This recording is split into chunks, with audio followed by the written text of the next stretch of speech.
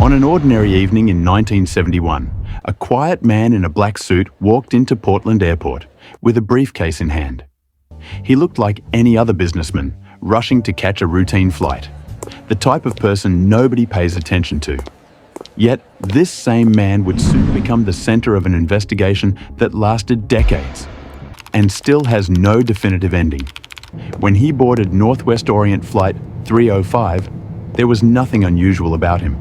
No nervousness, no suspicious behavior, nothing that suggested he was carrying out one of the strangest crimes in aviation history. What made the story even more unusual was how naturally he blended into the background, as if disappearing into a crowd was part of his personality. No one could have predicted this. A man so ordinary, leaving behind a mystery so extraordinary.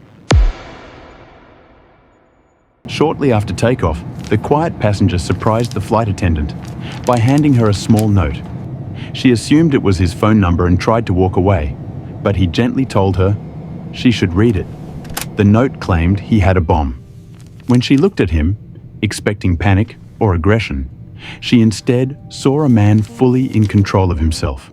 He calmly opened his briefcase just enough to reveal wires and cylinders, then closed it again, without raising his voice. His demands were straightforward: $200,000 in cash and 4 parachutes. Despite the seriousness of the situation, he spoke politely, answered questions clearly, and avoided drawing unnecessary attention.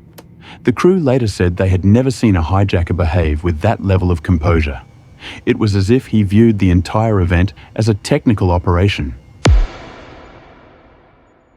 As the plane circled Seattle, waiting for the ransom to arrive, Cooper sat quietly, smoked cigarettes, and observed everything with a calm, focused expression. What caught the crew's attention was how specific his instructions were. He knew details about the aircraft, the flap settings, the speed required for a safe jump, and the altitude limitations. His request for 4 parachutes confused everyone, including the FBI. If he had asked for only 1, the authorities might have given him a fake one just to sabotage his escape.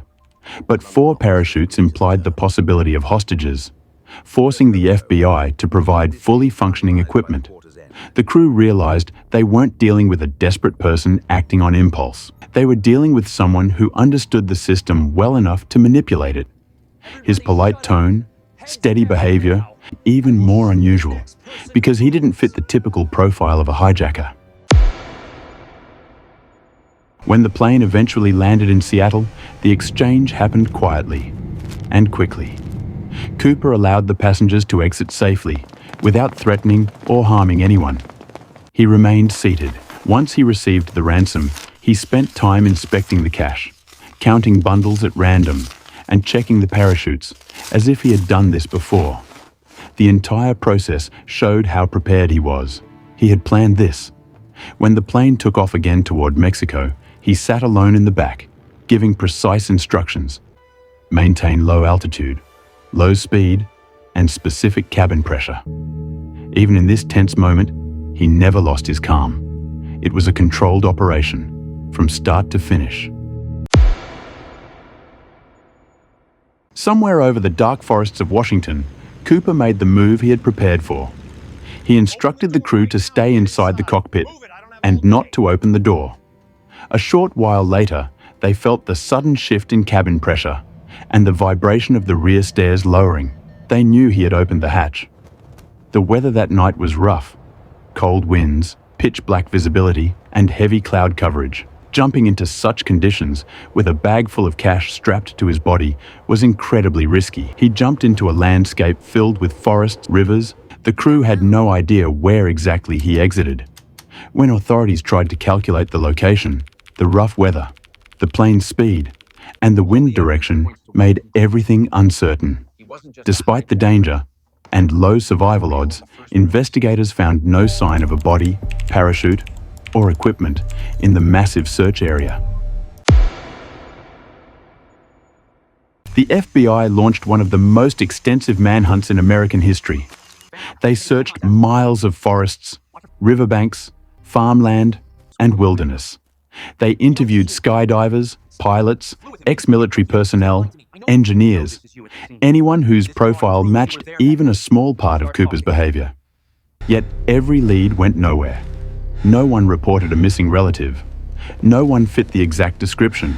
Years later, a small boy found decayed bundles of Cooper's ransom money, buried near the Columbia River.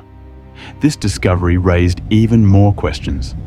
If Cooper died in the jump, how did the money end up there? If he survived, why would he leave part of the cash behind? Investigators couldn't agree on the meaning of this clue, and over time, the case moved further from resolution, as every new theory created even more confusion.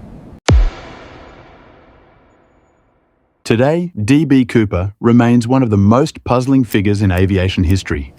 His calm behavior, precise planning, and complete disappearance turned a simple hijacking into a lasting mystery.